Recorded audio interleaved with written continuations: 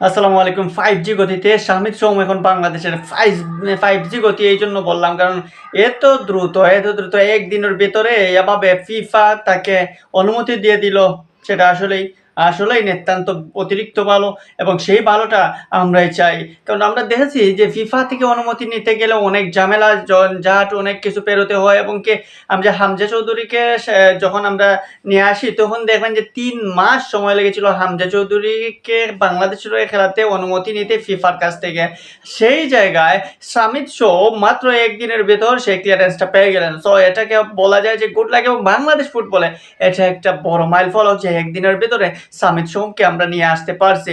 So এই কৃতিত্বটা শুধুমাত্র যে সামিদ সোম কিংবা বাংলাদেশ ফুটবল ফেডারেশনের দায়িত্বপ্রাপ্ত যারা রয়েছেন, যারা এটা অ্যাপ্লাই করেছেন তাদেরকেই দিলে হবে না।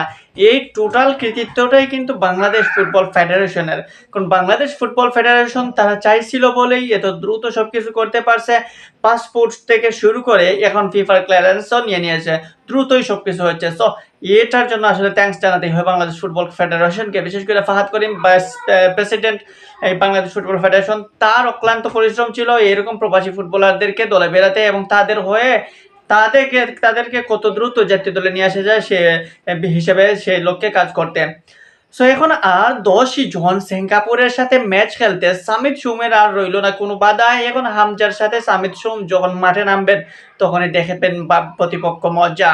কারণ এই সামিদ সোম এবং হামজা চৌধুরী যখন বাংলাদেশের হয়ে মাঠ মাতাবেন তখন হয়তো ফুটবল দুনিয়া দেখতে পারবে নতুন এক ইতিহাস, এবং ফুটবল প্রেমীরাও হয়ে যাবে অনন্য উচ্চতায়, বলতে পারবে যে আমাদেরও মিডফিল্ডে রয়েছে বিশ্ব মাথানো দুইজন প্লেয়ার। তারা হচ্ছেন হামজা এবং সামিদ সোম।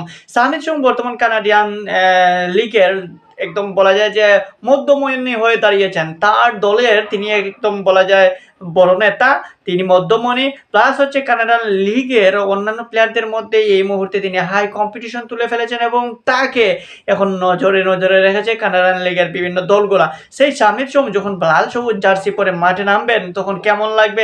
এই মুহূর্তে কানাডান লিগে সামিদ সোমের টিমের প্রতি যেভাবে নজর পড়েছে বাংলার ফুটবল ফ্যানদের, সেই ফুটবল ফ্যানরা এই মুহূর্তে আরো একটু বেশি উচ্ছ্বাসিত হতে পারে। ফুটবল ফ্যানরা আরো খুশি হতে পারে যে এত দ্রুত 5G গতিতে আমরা সামিদ সোমকে নিয়ে আসলাম বাংলার হয়ে, বাংলার লাল সবুজ জার্সি গায়ে দেওয়ার জন্য, সিঙ্গাপুরের বিপক্ষে ম্যাচ খেলানোর জন্য।